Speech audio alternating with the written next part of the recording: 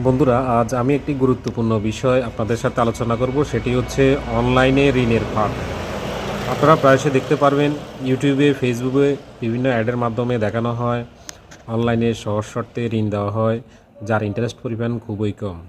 এক্ষেত্রে বিভিন্ন অনলাইন ব্যবহারকারীরা যে সমস্যায় পড়ে সেটা হচ্ছে যখন দেখতে পায় বিনা জামানতে এবং ইন্টারেস্টের পরিমাণ খুবই কম, ধরা যায় তারা যেটা দেয় সেটা হচ্ছে 4% বা 5% কোনো জামানত ছাড়াই, তখন এই লোভে পড়ে যারা সাধারণত টাকার ক্রাইসিসে ভোগে এবং বিভিন্ন সমস্যায় থাকে যে তাদের টাকা প্রয়োজন, তারা এই অনলাইন অ্যাপের মাধ্যমে মোবাইলে টাকা নিয়ে থাকেন। পরবর্তী বিশাল একটা সমস্যা পড়ে, সেটা আমি পরবর্তীতে আলোচনা করছি।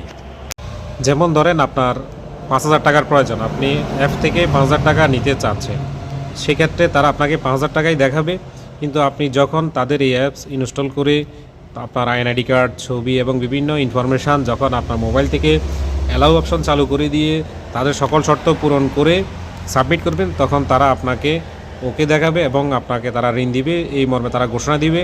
পরবর্তীতে আপনি যখন 5,000 টাকা লোনের জন্য আবেদন করবেন এবং আপনার এই 5,000 টাকায় পাস হবে, তারা বলে কিন্তু বিকাশের মাধ্যমে প্রতারক চক্র আপনাকে 1,400 টাকা এরকম দিবে বা 1,500 টাকা দিবে, এর বেশি দিবে না। পরবর্তী দেখা গেছে আপনাকে এই সময় দেওয়া হবে 7 দিন। আপনি তো জানেন না আসলে আপনাকে কতদিন সময় দেওয়া হবে। 7 দিনের ভিতর আপনাকে পঞ্চম দিনে বা ষষ্ঠ দিনে তারা আপনাকে ফোন দিবে, আপনাকে হোয়াটসঅ্যাপে পাঠাবে আপনার যে অনলাইনে আইডি কার্ড জমা দিয়েছেন বা গুরুত্বপূর্ণ ডকুমেন্টস স্ক্রিনশট পাঠিয়ে বলবে যে আপনি এই টাকাটা পেমেন্ট করার জন্য।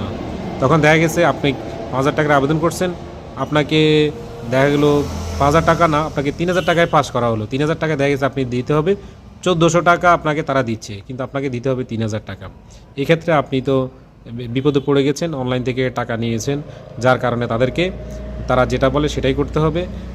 নিয়েছেন আপনি 3,000 টাকা, কিন্তু আপনাকে তারা বিকাশে দিয়েছে 1,400 টাকা প্লাস বা 1,500 টাকা, কিন্তু আপনি তাদের ষষ্ঠ দিনে বা সপ্তম দিনে তাদেরকে আপনি 3,000 টাকায় অনলাইনে একটা বিকাশ এজেন্ট নাম্বারে বলবে ক্যাশ আউট করার জন্য। পরে তাদেরকে আপনি ওখান থেকে যে টাকাটা পাঠাইছেন ট্রানজ্যাকশান আইডিটা ওখানে জমা দিতে হবে, বা হোয়াটসঅ্যাপে তাদেরকে আপনি যে টাকা পাঠাইছেন সেই স্ক্রিনশট দিতে হবে। এবারে আসুন, আমি প্রথমে যে কথা বলেছি, এই সমস্যা কিভাবে তারা আরও আপনাকে ভিতরের দিকে নিয়ে যাবে, এবং আপনি যখন তাদের এই ঋণের ফাঁদ বুঝতে পেরে যখন এখান থেকে বাইরে হতে চাবেন, তখন তারা আপনাকে বলবে যে আপনার ব্যক্তিগত ডকুমেন্টস আমাদের কাছে আছে, আপনি যদি সকল ডকুমেন্টস ডিলিট করতে চান আপনাকে আরও 1,400 টাকা, আরও 1,200 টাকা বা আরও 1,100 টাকা আপনাকে বাড়তি পেমেন্ট করতে হবে। তো এক্ষেত্রে আমি আপনাদেরকে বলবো যে আপনারা যারা অনলাইনে ঋণ নিয়েছেন অ্যাপসের মাধ্যমে লোভে পড়ে, আসলে আপনারা ভুল করেছেন।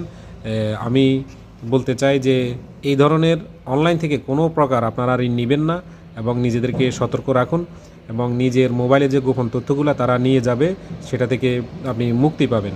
তো পরবর্তীতে আমি বলতে চাই কিভাবে এটা আপনারা সমাধান করবেন, সেটা হচ্ছে তারা যে কথা বলে পরবর্তী ডকুমেন্টস মোছার জন্য যে 1,100 টাকা বা 1,200 টাকা সেটা ক্যাশ আউট করে পাঠাবেন। পাঠানোর পরে ওদের যে অপশানে সকল তথ্য ডিলিট করা হয় সেটা ডিলিট করে দিবেন, তাহলে আপনার সকল তথ্য চলে যাবে, এবং ওই অ্যাপসটার সাথে সাথে আনইনস্টল করে দিবেন এবং তাদের প্রয়োজনীয় কমিউনিকেশান নাম্বার ব্লক করে দিবেন বা মোবাইল থেকে মুছে ফেলবেন, এবং সচেতন থাকবেন যাতে অনলাইন অ্যাপ থেকে কোনো প্রকার ঋণ না নেওয়া হয়। আমার পরিচিত একজন এই ধরনের অনলাইন অ্যাপ থেকে ঋণের ফাঁদে পড়ে সমস্যায় পড়েছেন। তার যেই তথ্যগুলো আমাকে পাঠিয়েছেন আমি এগুলার স্ক্রিনশট আমার ভিডিওর কমেন্ট বক্সে দিব, আপনারা প্রয়োজনে তার প্রমাণ সহ ঘুরে দেখতে পারেন।